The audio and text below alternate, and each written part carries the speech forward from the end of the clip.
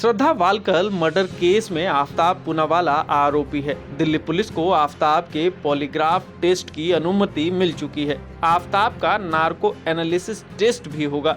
दोनों ही टेस्ट में पुलिस वाले आफताब से सच उगलवाएंगे। एक में फिजिकल, दूसरे में उसे नशे यानी अर्धचेतना में करके, या यूं कहें कि आधा बेहोश करके। दोनों ही टेस्ट में अंतर क्या है ये समझ ले।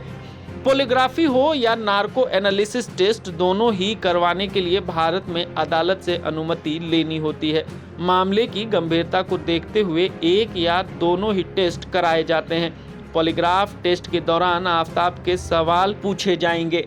Blood pressure, heart rate, pulse rate और शरीर पर निकलने वाले पसीने या हाथ पैर के मूवमेंट से पता किया जाएगा कि वो सच बोल रहा है या नहीं। लेकिन इस टेस्ट से किसी बात के पुख्ता होने की संभावना नहीं होती, क्योंकि इस टेस्ट के बाद आफताब ने जो भी कहा है उसकी जांच पुलिस की फिजिकल मौके पर जाकर करनी होगी।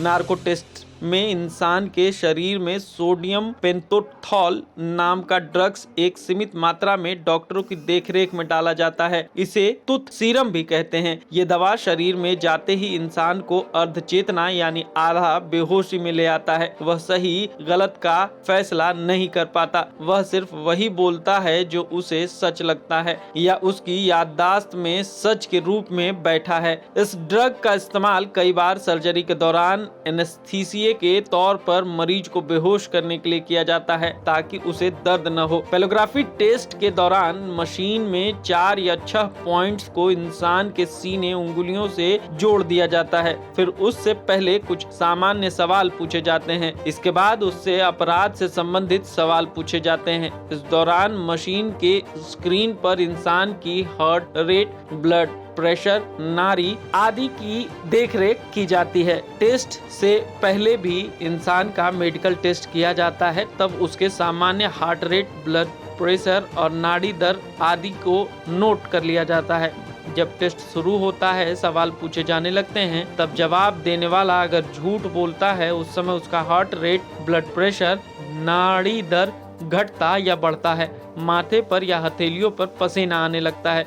इससे पता चलता है कि इंसान झूठ बोल रहा है। हर सवाल के समय इन सिग्नलों को रिकॉर्ड किया जाता है। अगर इंसान सच बोल रहा है तब उसकी ये सभी शारीरिक गतिविधियां सामान्य रहती हैं। नार्को टेस्ट जरूरी नहीं है कि 100% सही हो, क्योंकि नशे की हालत में इंसान कई बार उल्टे सीधे जवाब भी देता है, कई बार कहानियां गढ़ने लगता है। इस हालत में अगर सवाल पूछने वाला सही तरीके से सवाल पूछे तो मरीज सही जवाब दे सकता है, क्योंकि यह सवाल पूछने का सॉफ्ट तरीका है। कुछ लोग इसे 3rd डिग्री का नरम तरीका भी कहते हैं। इस टेस्ट के दौरान साइकोलॉजिस्ट को बिठाया जाता है। कोशिश होती है कि सवाल भी वही पूछे ताकि सही जवाब मिले। साइकोलॉजिस्ट के साथ जांच अधिकारी या फोरेंसिक एक्सपर्ट बैठते हैं। नार्को टेस्ट से पहले इंसान का साधारण मेडिकल जांच होता है ताकि उसके शरीर की स्थिति जांची जा सके। उसके बाद उसकी उम्र, लिंग और अन्य मेडिकल कंडीशन के आधार पर उसे सोडियम पेंटोथॉल की डोज दी जाती है। डोज ज्यादा होने पर बुरी स्थिति बन सकती है, इसलिए यह टेस्ट एक्सपर्ट की निगरानी में किया जाता है।